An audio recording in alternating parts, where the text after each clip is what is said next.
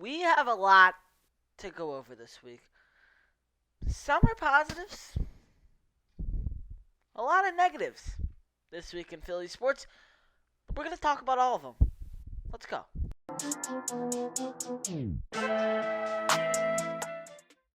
We're going to start off with the hot topic.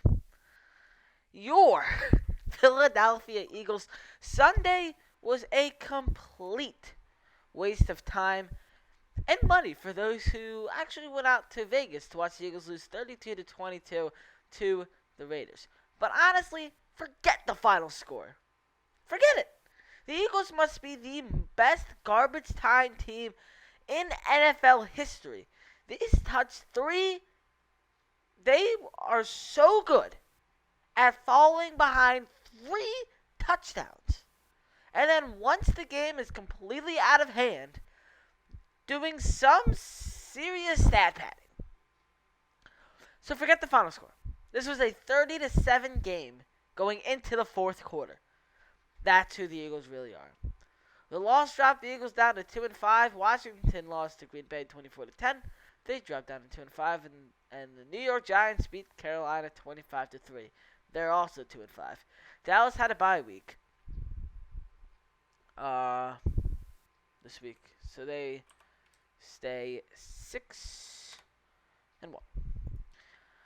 This is when you would figure maybe things would have started getting better for the Eagles. Coming off a mini bye against the Raiders team with an interim head coach that lost 2 of its last 3 games in a stadium packed with Eagles fans.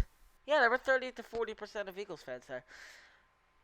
Yeah, this wasn't just a loss. It was an organization-wide embarrassment. Every scout, player, and coach in the NovaCare complex has to be flat out embarrassed to be a part of a team that could play such a pathetic game of pigskin. If you want to blame General Manager Howie Roseman, which I have done a little bit of myself, or the coaching staff, or the players, you're missing the point. It's all of them. It's everybody. When you reach this level of football, nobody involved should be able to look at themselves in the mirror and not feel like they played a role in this disaster. They can't score. They can't call plays. They can't stop anybody. And when they finally do something right, somebody ruins it with a turnover, mistake, or a penalty. Top to bottom, a catastrophe on Sunday afternoon. I didn't expect the Eagles to be a great team this year. I didn't expect the offense to be a finished product. I didn't expect Jalen Hurts to play consistently week in and week out. I didn't expect the linebackers to rack up a bunch of Pro Bowl votes. One thing I did expect was for the defensive line to be elite and help keep this team in games. Oh, man, was I wrong. They've been the biggest disappointment on the team. And on Sunday, they got embarrassed by a no-name Raiders offensive line. The Raiders came in ranked dead last in the NFL in rushing at 3.3 yards per carry, and they hammered the ball on the ground, even after they lost leading rusher Josh Jacobs. And they also came in allowing the 8th most sacks in the league. But this D-line couldn't get close to Derek Carr, who, by the way, dropped back 34 times and completed 31 passes and did not get sacked. Yes, they missed Brandon Graham. But Fletcher Cox is a 6-time Pro Bowler. Josh Sweat just got a huge new contract. And Derek Barnett was the 14th pick in the draft a few years ago. I'm not even going to get into Ryan Kerrigan. But this defensive line has been brutal. Through 7 games, they have just 11 sacks. And they've allowed 932 rushing yards. That's never, ever happened before in Eagles history. The combination of terrible third down conversion success on offense and and constant long scoring drives by the opposing offense means the Eagles just don't get to run many plays. They never have the ball. They came into the game 31st in the league in time of possession at just 25 minutes and 53 seconds, and averaging just 59 plays per game. Their fewest after 6 games since 1999, and second fewest in the last 50 years. There was a point Sunday from 6 minutes and 11 seconds left in the second quarter to 6:15 left in the third, where the Raiders ran 38 plays and scored 30 points. And the Eagles ran 7 plays. Yeah. 7. 7. In basically a full quarter. How is that even possible? I don't know. Everyone should be embarrassed.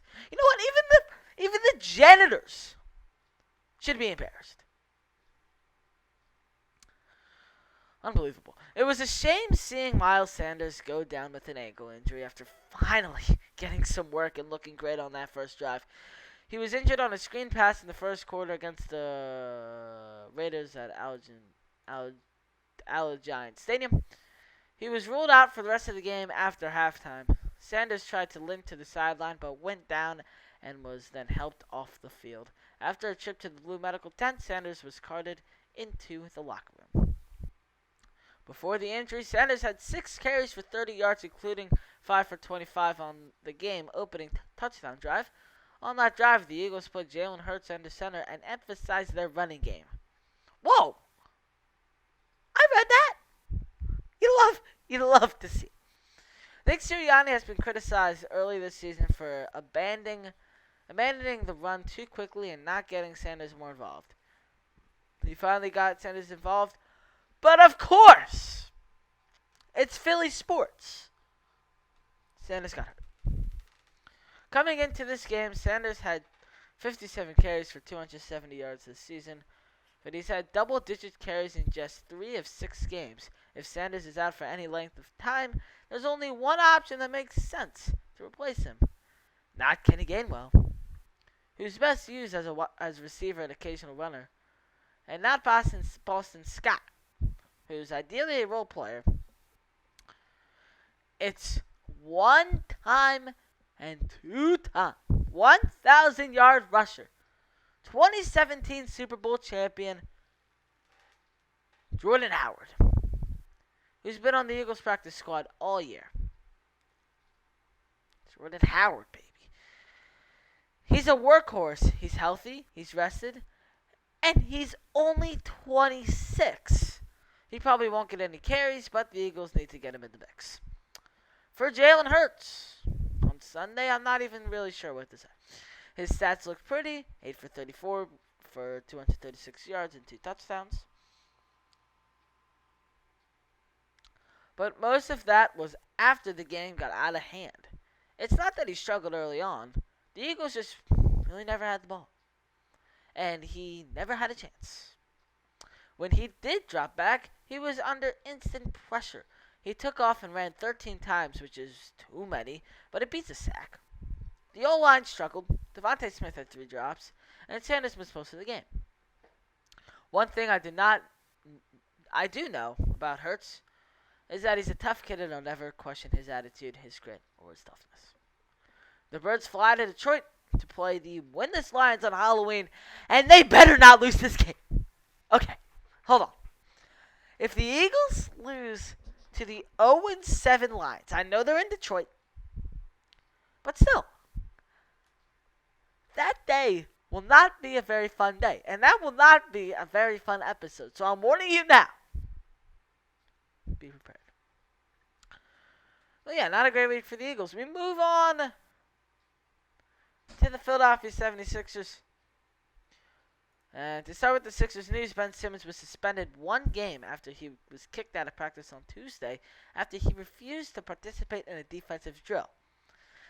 I'm not going to get into too much of the Ben Simmons stuff. I mean, as crazy as it is, it's at this point after the news that came out on Thursday, which we're going to talk about more later, none of it matters anymore. So, more on Ben later. The Sixers kicked off their 2021-22 season on Wednesday in the Big Easy. They kicked off the season with a 117-97 win over the Pelicans at Smoothie King Center, pulling away in the fourth quarter to start 1-0 on the season. The Sixers were missing Ben Simmons suspension, Shake Milton right ankle sprain, and Grant Ryler left knee injury recovery. Zion Williamson, right foot fracture, was sidelined for the Pelicans. Joel Embiid had 22 points, 6 rebounds, and 5 assists. Furkan Korkmaz posted 22 points and 5 assists.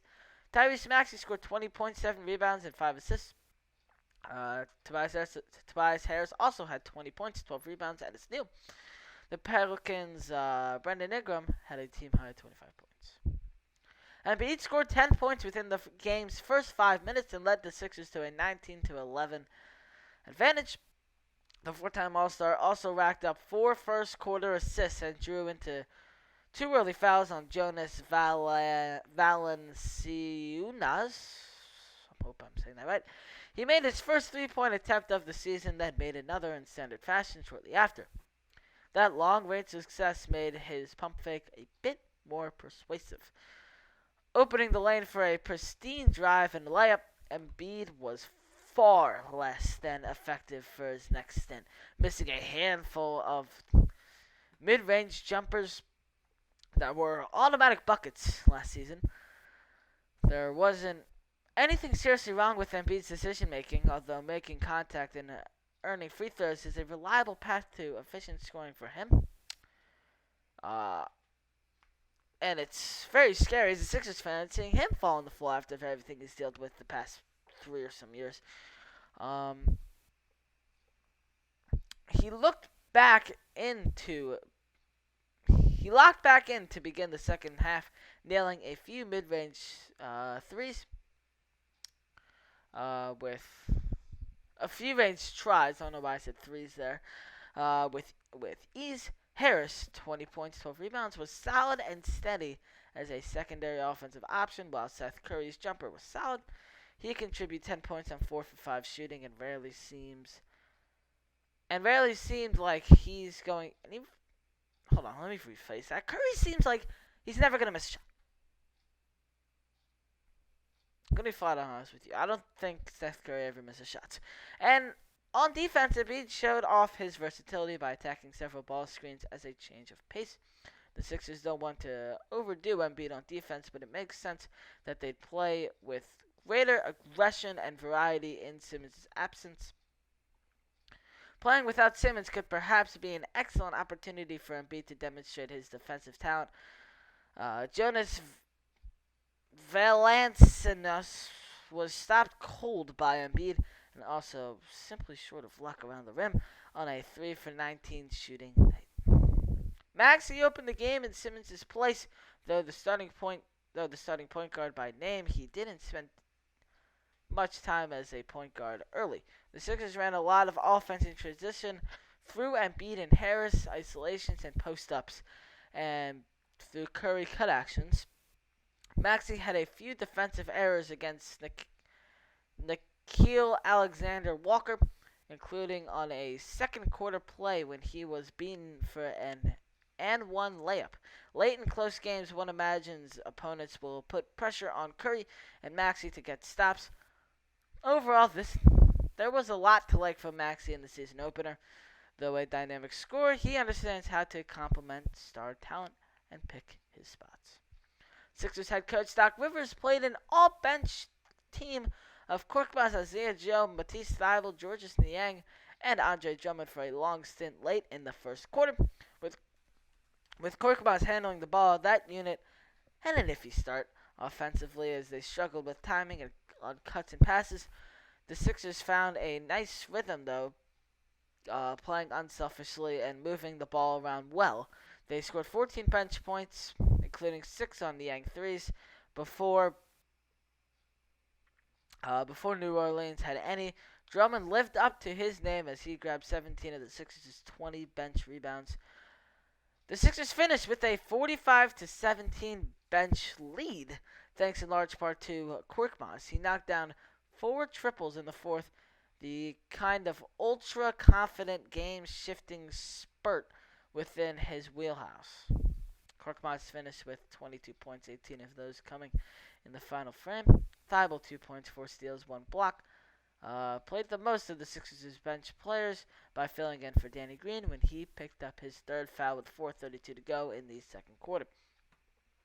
Green and Thibault were the Sixers' 2 main defenders on Ingram, who got it going after an 0-for-4 start. Joe did not carry over his preseason brilliance, going scoreless in 13 minutes and committing a bad turnover, looking to make a routine wing feed to Korkmaz. He exited the game in the fourth quarter, heading to the locker room after landing awkwardly on a driving layup, but returned after being diagnosed with a chin laceration. Joe competed hard on defense as usual, taking a charge on New Orleans center Jackson Hayes, and clearly deserves a real run in the rotation. So, 1-0 on the season to start for the Sixers. On Thursday, it was reported Simmons had a back injury and a mental issue and will be out for an undetermined amount of time. He talked to his teammates about it on Friday, and they all understood. A lot of other things happened that I don't really want to go into at this time. So, mental issues are obviously a very important thing, and we should all respect Simmons' privacy at this time. The Sixers had their home opener Friday night. They were so close, but yet so far from a wire-to-wire win.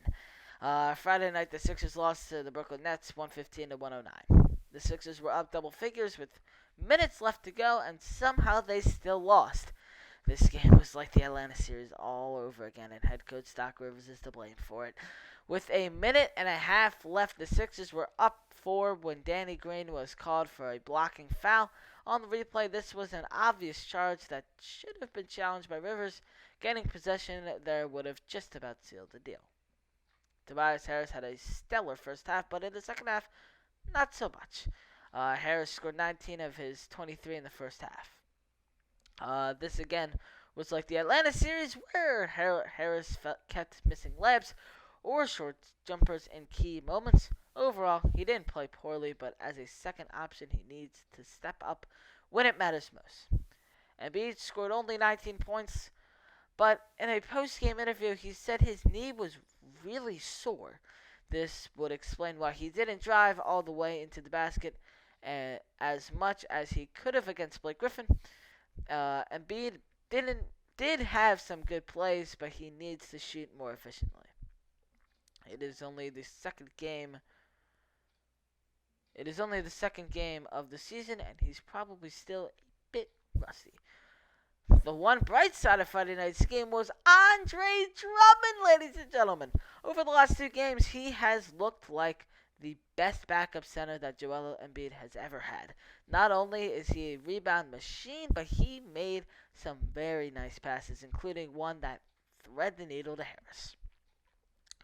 It showed a little in the first game, but in the home opener, it really showed that the Sixers definitely need Ben Simmons. Defensively, the Sixers have still been good, but with Simmons in the lineup, they would go from good to great. Offensively, as much as people say he is a liability, they need a playmaker. Simmons is the only player on the Sixers roster that can bring the ball up the court with control and make plays. You could argue that Tyrese Maxey or Harris can, but the Sixers changed their game plan completely. It is clear that the Sixers have been trying to move at a faster pace, which fits with Maxey's play style. While Maxey's averaging over 17 points a game, he hasn't been efficient. He has speed, but he puts up a lot of shots that are rushed. Simmons is a player that can play at a slow or fast speed, and they need that balance in the lineup. The news about Simmons Friday morning could mean that he is back on the team at some point this year. This would benefit the Sixers, and no matter how ignorant he has been, he's a very good player. After some late game problems in the Friday night loss to Brooklyn, the Sixers bounced back in a 115-103 win over the Oklahoma City Thunder at Paycom Center Sunday night. Seth Curry scored 28 points, 23 of those coming in the first quarter. Joel Embiid had 22 points, 9 rebounds, 6 assists, and 3 blocks. Shai Gilgeous-Alexander matched up with fellow Kentucky product Tyrese Maxey and posted 29 points and 8 assists for Oklahoma City. Seth Curry got off to another very hot start, and it might just be the new norm for him. Curry went 6 for 7 from 3 in the first quarter and scored 23 points in the quarter. It's appeared as if Curry is putting up practice jumpers, just with perhaps more intensity. The defense has hardly ever seemed to impact his form. A dip in efficiency is definitely going to happen, although Curry has a better shot at a historic year than most. Somewhere around 45% from distance is a realistic expectation, an excellent expectation, of course, but maybe Curry's got something even better going on this season. We'll see. The Sixers tried to run offense through Curry as a ball handler after the first quarter, but he couldn't find as many openings and also missed decent looks. Across the board, the Sixers lost some focus during the middle portion of the game, allowing Oklahoma City to keep it competitive. They committed a few costly turnovers late in the second quarter and broke down several times in transition defense. Meanwhile, the Sixers scored no fast break points. As a team, the Sixers made 17 of 41 threes. Danny Green was 3 for 5 after 3 fourth quarter air balls on Friday. Joel Embiid, there we go. I can say the best athlete in Philly sports' name. You heard me. You heard me right. Joel Embiid is the best athlete in Philly sports. Anyway, Joel Embiid played through the right knee soreness that's been an issue since a knee-to-knee collision Wednesday night in New Orleans. Embiid looked really stinking good and speedy, dribbling the ball coast to coast and kicking the ball out to Curry for a corner three that gave the Sixers a 6-0 lead, and he rose high to deny Darius Bazley, who made the bold choice to try to dunk over Embiid.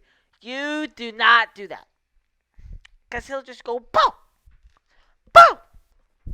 Embiid did a lot more than block attempt poster slams as his numbers indicate, including hitting the open man consistently when double teamed. However, the Sixers spacing around Embiid was incorrect sometimes. Maxey, 14 points on 4 for 13 shooting, caught the ball on the move and in a no man's land between the dunker spot and behind the arc on one especially noticeable example of good spacing. It hasn't been natural for players like Maxey and Green to occupy the dunker spot, head coach Doc Rivers' preference, instead of going out to the perimeter when Embiid gets the ball. With the absence of Andre Drummond, Paul Reed played at center and recorded 2 points, 5 rebounds, and 2 assists in 10 minutes. B-Ball Paul matched up with Villanova product Jeremiah Robinson-Earl. B-Ball Paul had a nice sequence early in the fourth, blocking a shot and then converting a putback layup shortly after. He set Georges Niang up for a three after grabbing an offensive board too. Niang briefly played at center in the second and fourth, but was mostly used as a power forward. He had a nice night, scoring 12 points and nailing 3 of 4 3-point tries. Not at all surprising, but he's brought far more to the table than Mike Scott.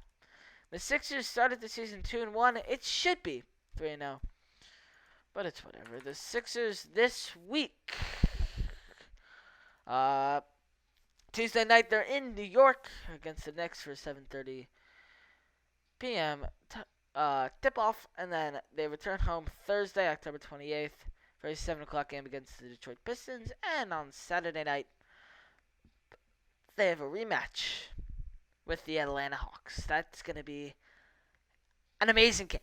And, I might be getting tickets to that game. Wow. But I don't know if it's shutting.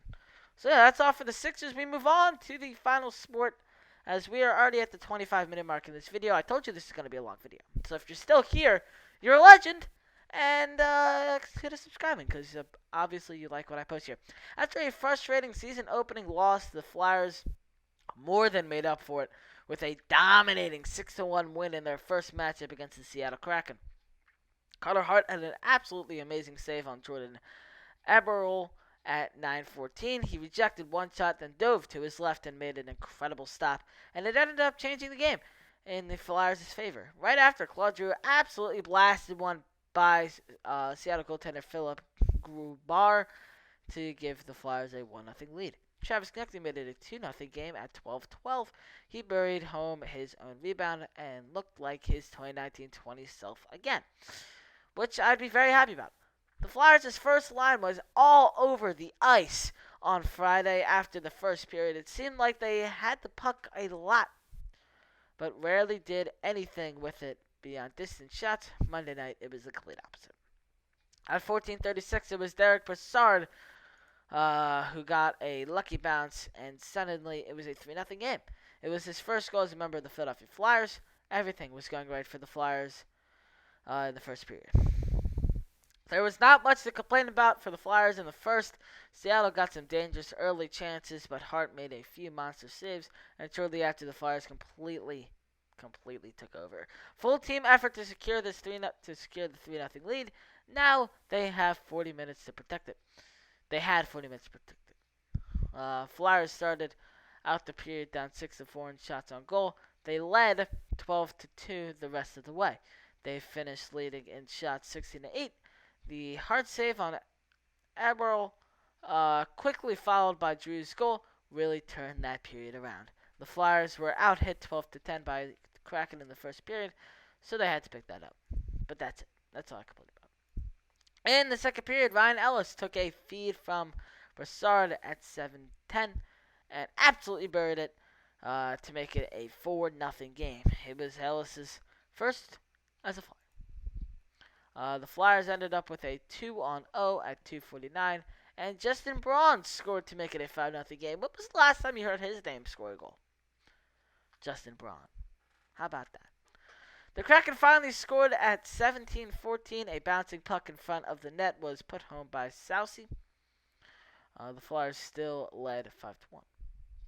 The second period came to an end, and the Flyers led 5-1 and outshot the Kraken 21-16 through 2 periods. Philadelphia had a big lead and played a physical game, but most importantly, the penalty kill has killed off both Kraken power plays so far, and the first 1 minute and 29 seconds of the second as well.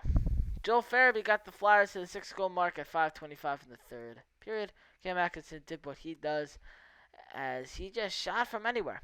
Farabee picked it up off the rebound and scored. The line was buzzing all night long. At 9:11, Nate Thompson absolutely clobbered Nathan Bastian. I'm surprised the officials let the fight go on as long as they did. Bastian was just holding on for dear life. And I mean, my goodness, Thompson beat the living crap out of him. That was it. The Flyers destroyed Seattle 6-1. The next 2 games, I was unable to watch a ton of. One game I didn't watch at all, and then the other one I was out of the house and didn't get to watch it. So, here's basically a little sum up of what happened. On Wednesday night, the Flyers snuck out a win over the Bruins 6-3, and on Saturday night, the Flyers lost to Florida 4-2. We're just about the 30-minute mark. This was a long video. I'm getting tired. I did a lot of talking. You did a lot of watching. Maybe listening. If you didn't watch me read my notes the whole time, that's fine. I'm reflecting on how many notes I wrote, and I'm going to probably make these a little shorter. It was the first time I was doing this on the Flyers and Sixers, so I was kind of experimenting how I was going to write these notes, so I'm going to shorten them down a little bit. Anyway, thank you guys for watching this video. Hope you liked it. like if you liked it, subscribe if you like the stuff. If you like the videos I put on this channel, PhillySportsSports.com. I mean, what are you doing? If you're not already on there, link down below. Twitter and Instagram, also down below. Go check those out. I hope you guys enjoyed this video. I'll see you next time.